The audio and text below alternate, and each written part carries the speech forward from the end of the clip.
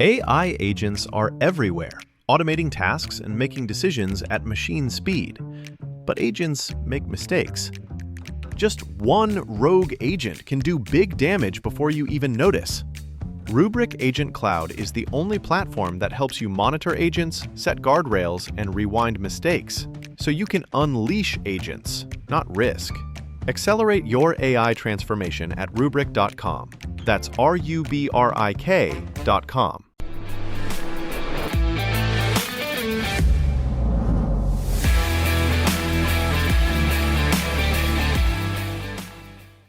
Hey, what is up, Los Angeles? Welcome to your Rams LAFB show. I'm your host, Ryan Anderson, joined by Brittany McReynolds, the great and wonderful and loved. What's going on? How are you doing on this Rams rivalry run-up? I'm hanging in there. Felt like we had an extra bye, coming off of the Saints game. So I'm locked in because this isn't a game that we should take lightly, right? Rivalry game, whatever you want to call it. But I'm locked in. I'm ready. Yeah, the Rams head into this. They're 4.5-point favorites, road favorites, going to the house that Blue Jeans built, Levi's Stadium in Santa Clara, California, take on the evil empire up north. I'm not even going to say their name. Them, right? They up there. Them. Yeah, it's funny. On paper, this seems like a game the Rams offense should just run away with. But we can't have it that good. We can't have it like that. This is gonna be the game that it is, as always. So yeah, just what are your initial thoughts on this game? Where the Rams have come. We haven't talked to you in a couple weeks. The offense seems reinvigorated, bringing in heavier personnel, all those tight ends, 13 personnel. Not just the Puka Nacua show. It seems like the Davante thing is working better now, some better communication and camaraderie between he and Stafford. What are your thoughts? No, yeah, totally. So, I mean, considering that I think that we've outscored opponents in the last 3 weeks, we're 3-0 in the last 3 weeks, right? And then we've outscored our opponents 80 something to 20. Offense is looking really good. I love the heavy personnel. I think that that's going to actually be key to what helps us go into San Jose, California, Santa Clara, and to beat that team, because I think that that's like some of our newer stuff, asterisk type plays that Sean has in the playbooks. And I think that he's starting to see how well it's executing on the field. Ferguson looks good. He's obviously getting a lot more burn. It really excites me seeing our offense just look so good. I mean, Matthew Stafford is in MVP talks. Davante Adams already has 8 touchdowns on the season. Kyren Williams rushed for 100 yards last week. Who are we? That's a great question. It's funny you bring up the running game, because that was always something that Ryan and I went back and forth on over, well, not even really back and forth. We were just saying, can we get a steady hand with the running game? In 2023, we saw it really, really take hold. And now I don't even care. Yeah. I'm so back to Sean McVay is in this bag of the passing game. And it's been so impressive and cohesive that it's a complementary piece again, the running game. So, and having Blake Corum as that more explosive, they were really going back and forth in the Saints game. Yeah. Which is a hard, you can't take a lot away from it just because of the level of competition. But I have to say that it is feeling so much more fluid, and the passing game seems back. It seems explosive, and it seems scary, and it seems like at any point they can go off, rather than just hammering Puka Nacua for 20 targets a game, and he exits because he just keeps getting hit. There's more variety, and obviously he played a big role in that win, but he left again with a chest injury, a rib injury. It sounds like that he seems like he's on track to come back from it, so he'll be in there. But this variety allows them to put him on a little bit of a pitch count so he doesn't have to be Superman on every play. So yeah, I'm in total agreement.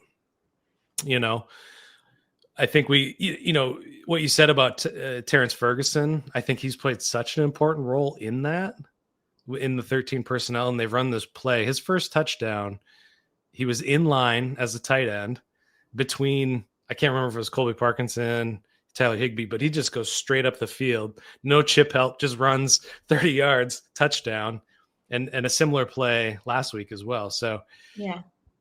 So that field stretcher ability is really coming out. And, just bringing up the 49ers defense, I mean, decimated by injuries. Kyren Williams out, Fred Warner now out. To just the last, hanging on by a thread. I mean, yeah, that it's insane. Their first round draft pick, that the guy that they had on the edge. Then you have Bosa, who's been out, Fred Warner.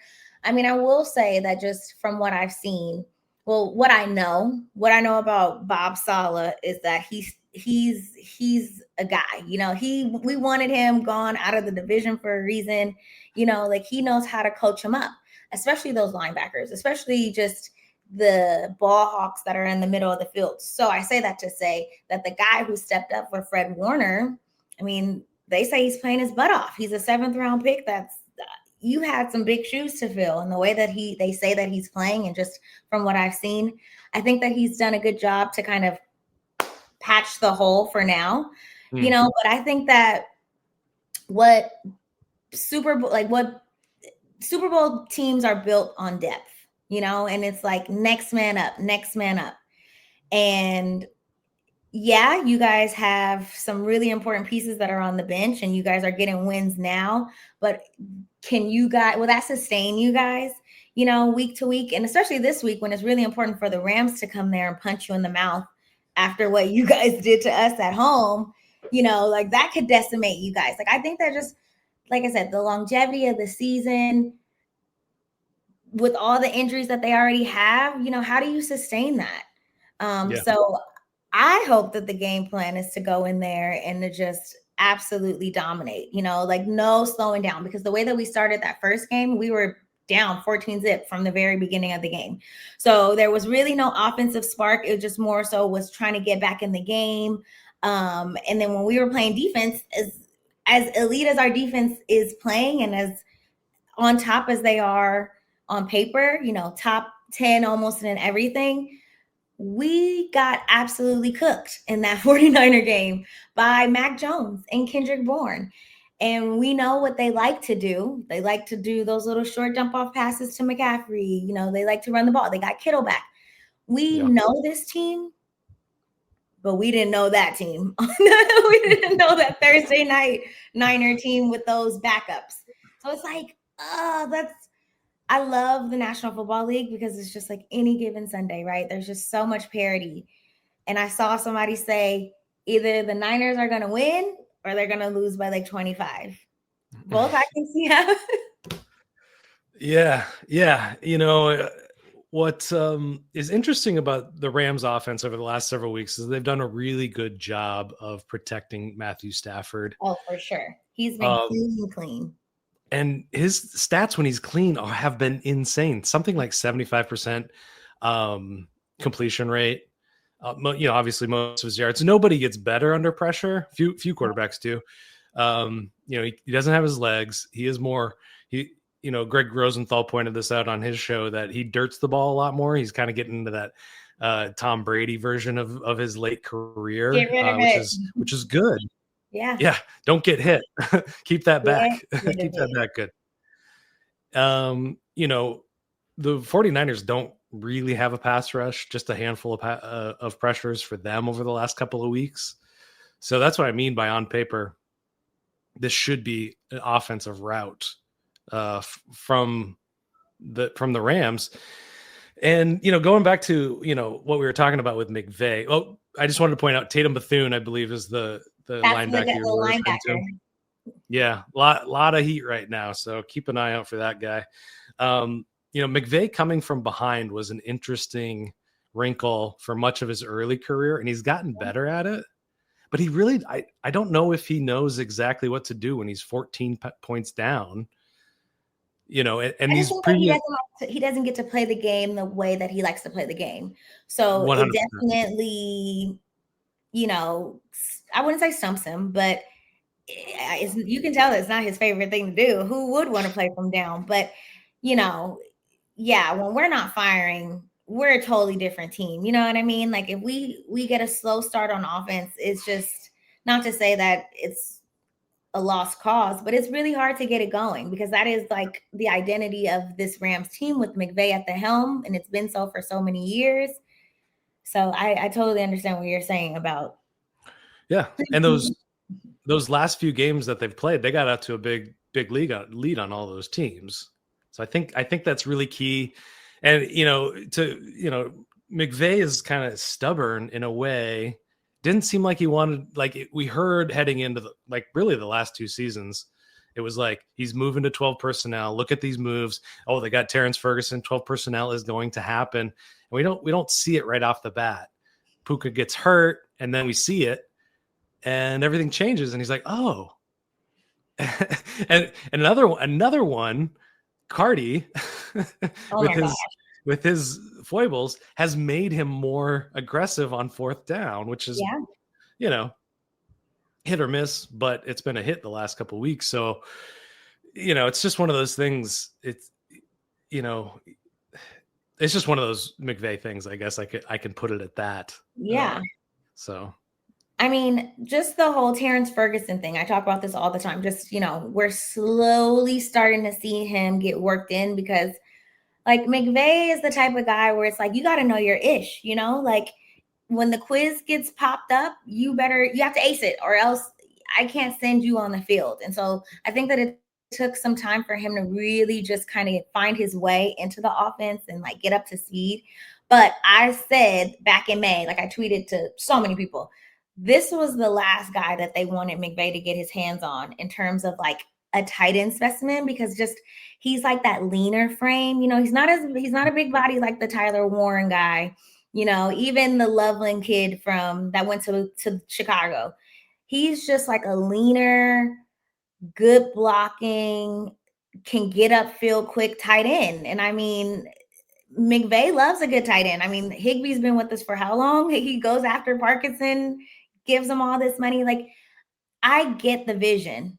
And I think that we finally have the pieces to execute it. So that gives McVay all the confidence, Yeah, 100%. And, Stafford, it's no secret he wanted Brock Bowers in the previous draft before they ended up going. I understand why.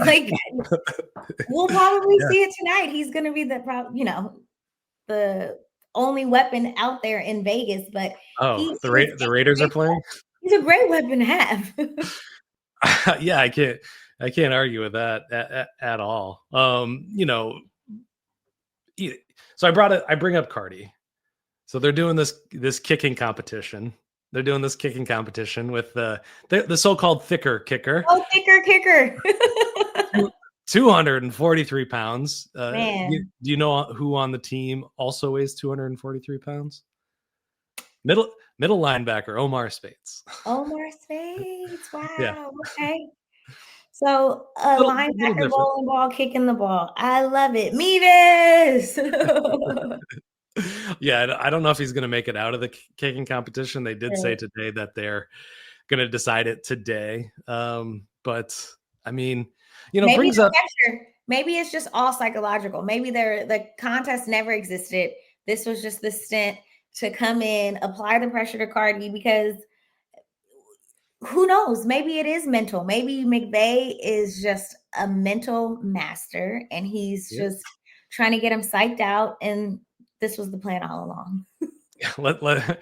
Let's hope it's fixed, because I mean, it better be 100%. And I wanted to use it. Oh, special teams, 100%. Yeah. I mean, it all, they bring in another long snapper, maybe a similar situation, some competition, some mind games, maybe in that as well. Chase Blackburn has not been fired. Special teams coordinator is still in place. And yeah, I think, I wanted to bring up that because I wanted to talk a little bit of trade deadline with you. No big moves at the deadline, obviously adding Roger McCreary a couple of days before the deadline. Do you think, with what the Eagles did, one of the contenders, one of the competition, with what the Colts did, making an aggressive move for Sauce Gardner, do you think it's a mistake that they didn't do the old Rams move and go scoop up a playmaker, edge rusher, another cornerback, something? So basically, do I think that they made the right decision by not going all in? Well, that they, The Colts did. The Colts went all in. I think that the Eagles, and Eagles fans will probably be mad at me, I think that they just had to fill some holes. You know what I mean? Like, I don't think that they were as complete as they thought that they were. So I don't think that was like setting them over the hump. But I think that that's helping them out for sure. We both know that the Rams secondary isn't elite right now.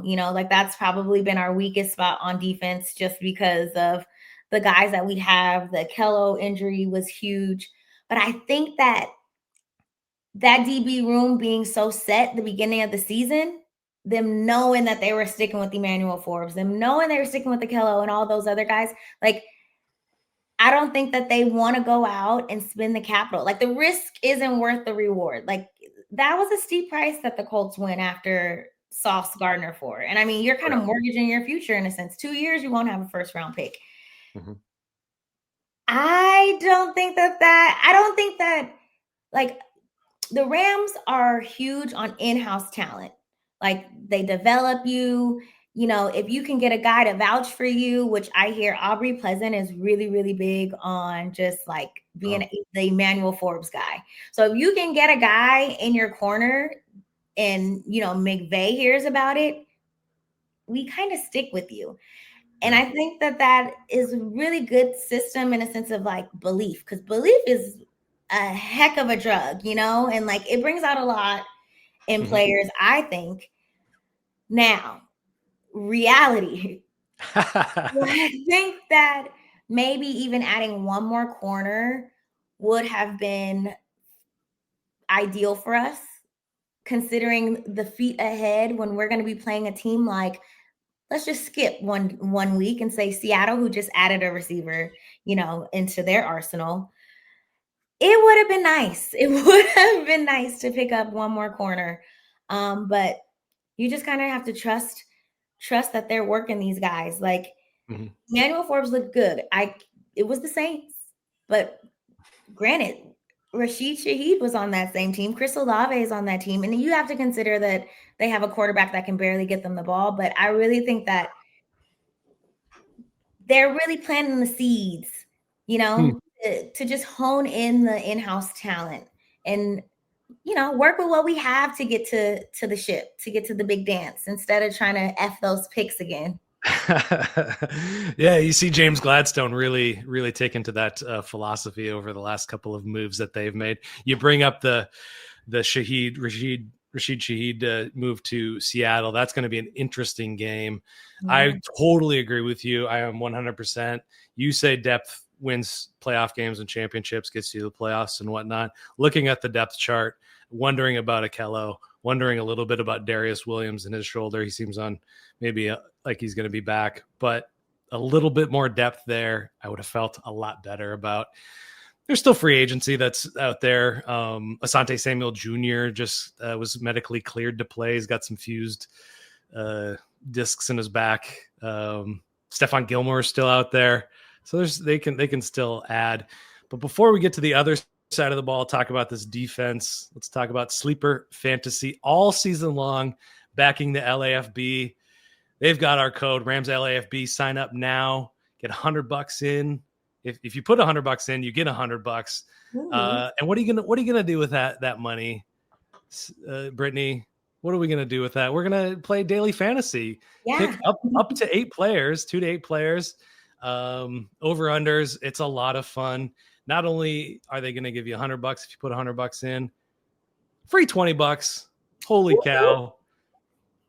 Why not? Go download Sleeper. It's the fastest growing fantasy app out there and have some fun. There's a social aspect to it. You can play with your friends. You can meet new people, meet other Rams fans, and have a good time with a little free money from Sleeper. Rams LAFB. One word. Go check it out. It helps us out definitely. So let's flip this around. Let's talk about this Rams defense that has been fierce, stifling, terrifying. The defensive front has just not let up, and they've only gotten better. Front seven is playing lights out. Yeah, some of the best statistics, some of the best advanced metrics out there for this. What are your thoughts about? I mean, this is where the rubber actually meets the road. I said on paper, the Rams should beat the 49ers hands down with all those injuries on defense. We got Shanahan, we got Mac Jones, maybe Brock Purdy. I think maybe they're doing a little gamesmanship with Purdy. I don't know. Maybe they're going to do a little Superman coming out of the whatever, the phone booth with him. We'll see. But you got CMC, you got George Kittle, you got Kendrick Bourne. Maybe Ricky Pearsall will be back. He's not looking too hot at the moment. But what are your thoughts on this side of the ball? Can you wait? I have a question. Can you hear the mariachi music from my next door neighbor? No, but I wish. They have a band. I live next to an Episcopal church that has an event. And the church mariachi? Somebody is. Oh. Anyway. Okay. So Niners offense. They have Kittle back. I think that's a big component for them. CMC, I wouldn't say that he's just that like bursting, quick CMC that we're used to. Obviously, coming back from injury, he's playing good ball. When we played him, though, I think that we held him to under 100 rushing yards. Well, he had 82 in the receiving game. Got it. So that's where it was. There we go. So those quick little dump offs, they are king of that. Kyle Shanahan loves that. When they used to have Debo, that was another little trickery type play that they'd run. I think that the depleted personnel, we got to take advantage of that. We were in such a soft coverage playing them. Like we were sitting in the zone. I can't tell you how many passes I saw Kendrick Bourne catching the slant. And like the yards after carry were like 10, 12, just because, we were playing so far off. Yeah. The way that the taste that game left in the defense's mouth, I'm sure that there's absolutely no way that they're going to come out trying to do anything but get to the quarterback, get to the ball, sack party. And we need to play some man coverage, like press those receivers, especially when they're so limited. They're going to probably try to get a couple bodies on Kittle, though. You got to double team him, right? Just because the way that they use him in the middle, he's just so dangerous. Yeah. But Vegas loves us. The spread has already moved a whole point. It opened at 3.5. It's up to 4.5. The Rams are the favorite to win the NFC. So lots of eyes, lots of people counting on us. A lot of people believe in us. You bring up a great point about the kind of Sarah Barshop posted something, and I'm not going to remember the exact numbers, but right now they have something like a 35% chance to win the NFC West or something like that per ESPN's what have you. Niners are right behind them at like 32%. Don't quote me. We're in Seattle, probably right behind them. They're definitely right in the mix for sure. But the Niners are 3-0 in the division right now. So that skews the math in a big way. Whoever wins this game, it jumps up to over 50% chance of winning. Oh, wow. So this is the most important game up to this point. They have one NFC win, period. Yeah. The Rams do. Yeah. So they got to start racking. It's not the best on paper. I mean, it's the Saints. So yeah. And they got Bucks and the Lions. And that I was going to bring that up. Just the next slew of games that we have, the stretch is, I mean, it's going to be grueling. But if we can make it out of that with the next 4 games, at least 3 wins, we've for sure proven ourselves. Yeah. But we have to have the mentality that we can't drop any games because the NFC West is just so tough. You know, the Niners would have 2 games on us. That would be insane. Yeah, no. Yeah, that would be really rough. And I'm looking at that Seattle game. I mean, I'm looking at the last time they played, I was like, they're going to win. This time they're playing, I'm like, they're going to win. This is like, but that Seattle game is going to test that defensive backs, those linebackers. You know, so where was I going with all of this? So one of the things I've been obsessed with lately is how much dime this team plays, the Rams play on defense. Yeah. Keeping six DBs on the field, and they got some really talented defensive backs. Cam Curl being able to play up in the box. Quentin Lake doing what he's doing. 4's up for him. You know, but they played a season high of dime against the 49ers the last time they played. 43 snaps. That's exactly half. I think they're going to change that personnel. They have to. They have to adjust it just because I think Kittle and CMC can both cook against, you know, Kittle's too big and Chris McCaffrey's just too hard and versatile. You know, he's in the backfield, then he's split out. So I think they're going to have to switch that up, and they can go, the 49ers can go heavy too with Luke Farrell and Jake Tonjes out of nowhere. Tonges, but it's Tonjes. Yeah. Yeah. I always remember that because on the Royal Gemstones, they're doing Tonjes. And I was, anyway. Okay. Well, you remember. Yeah, whatever. So, yeah, I think, you know, they have to stay on their toes. This defense is better when they're running downhill. And they got to get more than 1 sack on Mac Jones. They beat the heck out of that guy. They beat the heck out of him in the first game. He looked like he was limping around and his pants were falling down, literally. Oh, yeah, he was throwing up. He had to go get a banana on the sideline. I was at that game and I saw him get like splattered onto the turf at one point, and I was like, and then he came back in and just lit it up on us. So definitely getting to Mac Jones is going to be key. I'm interested to see if they're going to put Roger McCreary on the field, because what I would assume, you know, kind of getting him into the lineup based on the coverage that he would play in Tennessee, he'd be outside a lot, you know, or he can do inside outside, which would give Quentin Lake a lot more versatility. I just think that the faster that we can get him on field, just as one of the bigger size DBs that we have, the better, you know? Yeah. Their hands have been tied a bit without Akello in man coverage. They don't run a ton of man coverage, lots of cover 2, cover 3. But you know, it's going to be so important to get him into this game plan, because he is a guy that can body up a Kittle. I think he's a bit more athletic than Quentin Lake. As much as I love Quentin Lake, he's much more of a cerebral player, leader as well. McCreary is a good athlete. So yeah, I think he's going to be critical as well. So, you know, this phase of the game is going to be the more interesting one. It's probably going to be the more back and forth one, but I think, you know, yeah, it's got to be the dogs up front. They got to win that trench battle. Sure. And surprising pressure. You know, like just the way that our front seven, just that, you know, our defensive line has been eating.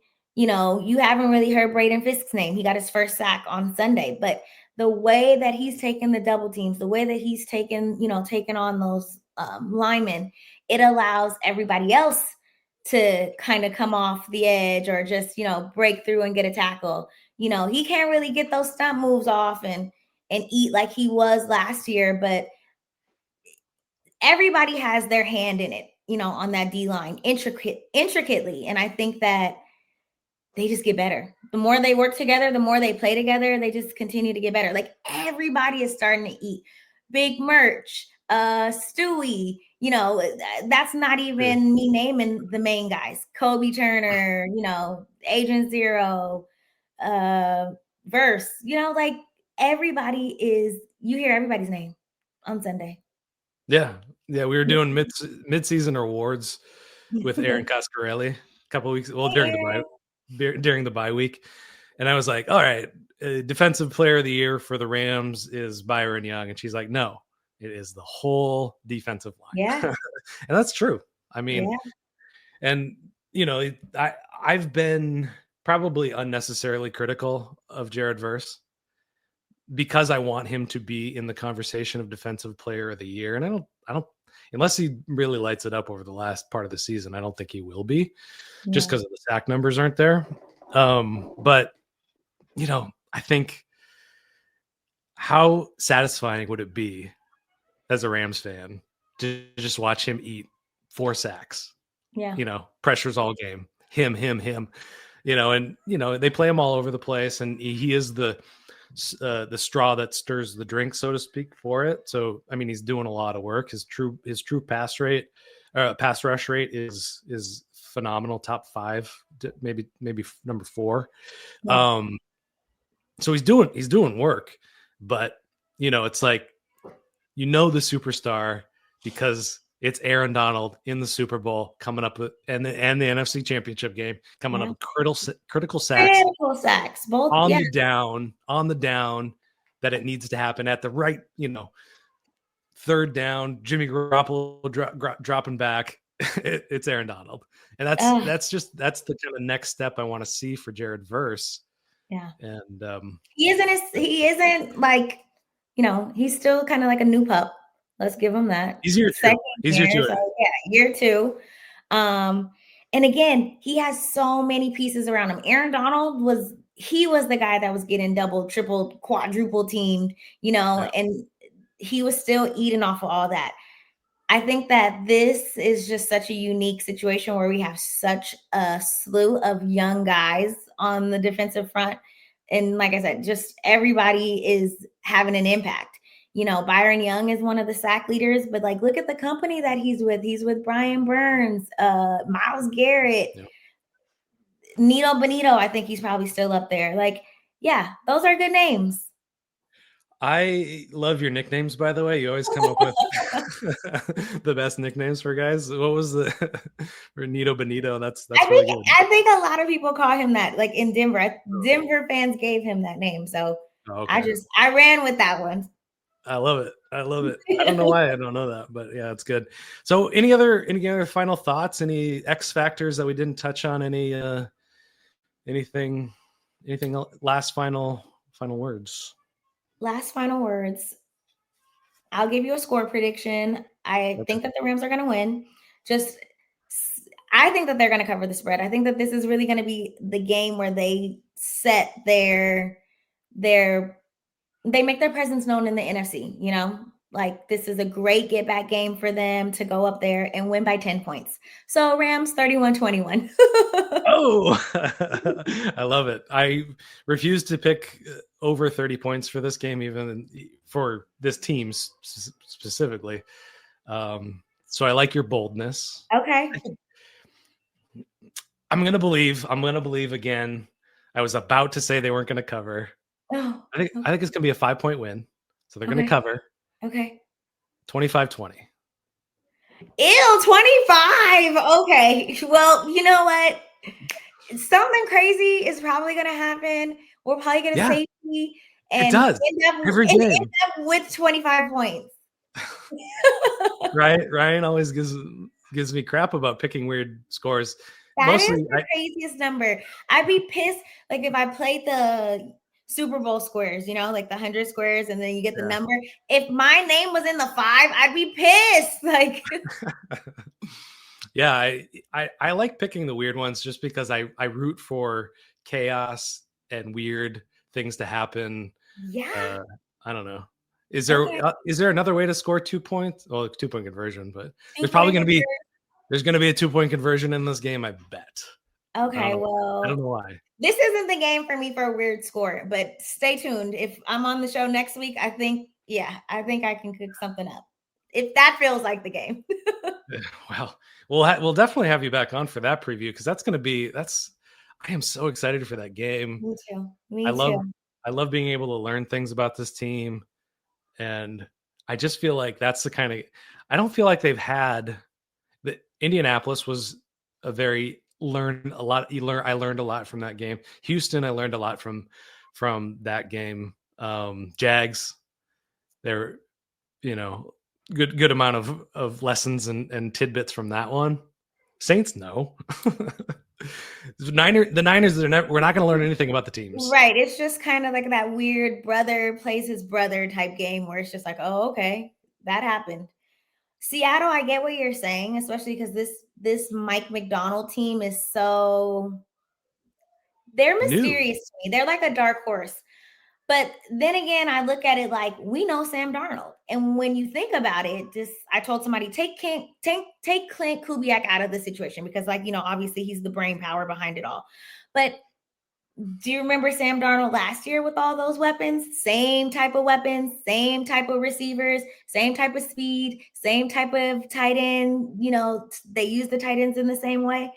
And when we saw them that second time, we played them once and the first time on that Thursday night game and we won.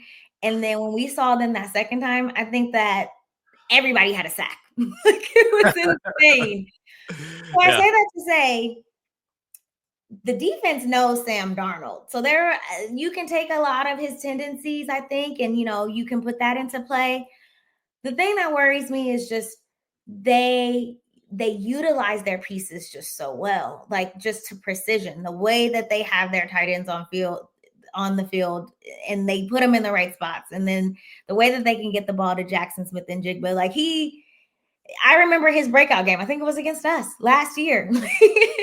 And he's just been cooking ever since. So